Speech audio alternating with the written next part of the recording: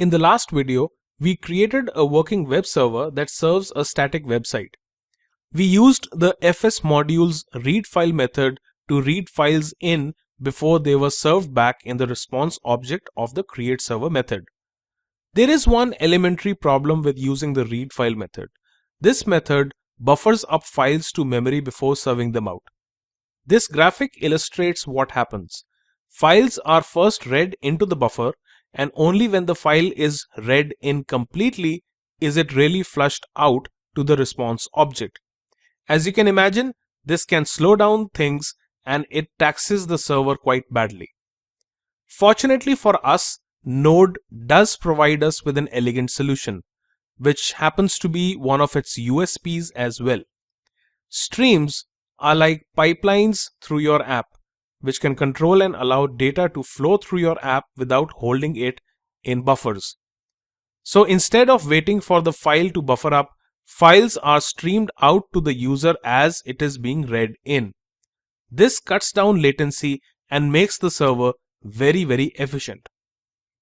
Let's modify the basic webserver.js file that we wrote in the previous video and turn it into a streaming web server. First, save the basic webserver.js file as streamingserver.js in the same folder which contains your static website. Do note that a sample website has been provided in the resource files of both the previous video and this one.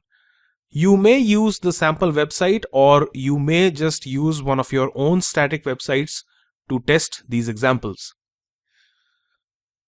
The first thing that I'm going to do is comment out the fs.readFile method completely. You may optionally remove it as well, but just for the sake of clarity, I'll just comment it out. Now, once we positively know the file does exist within the fs.exists method, we will begin by sending out the header and the content type first.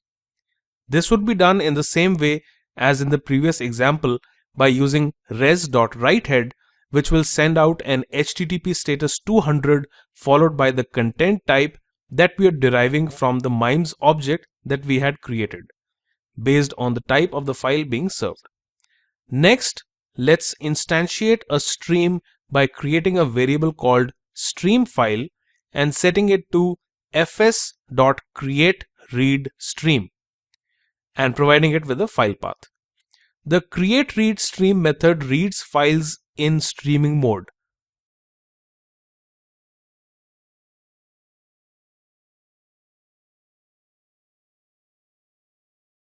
Now, to serve the file out, simply append the pipe method like so and provide it with the reference to the res or the response object.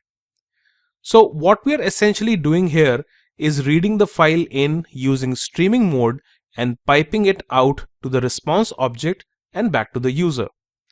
This is analogous to oil being transported via a pipeline instead of filling up and dispatching thousands of tanker trucks. Pretty cool, no? That is all there is to it really. You've just made yourself a streaming web server that is super efficient and fast. One last thing I'll add here is an event listener for any possible errors that might occur when reading and streaming files. This can be done like so. Here we are listening for the error event, and if that occurs, we'll use the res.writeHead to send HTTP status 500 and we'll end our response by a res.end.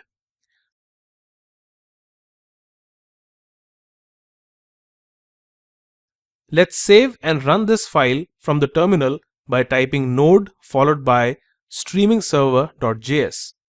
Open your web browser now and type 127.0.0.1:9000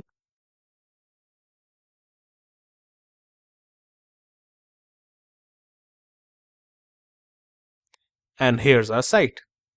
I'm sure by now you've got a grip on Node's unique working philosophy and how it differs from, let's say, PHP in its native usage. You'll appreciate the fact that despite the need to write your server and stack from scratch, Node provides you with unprecedented flexibility and power to control the flow and processing of data in your app.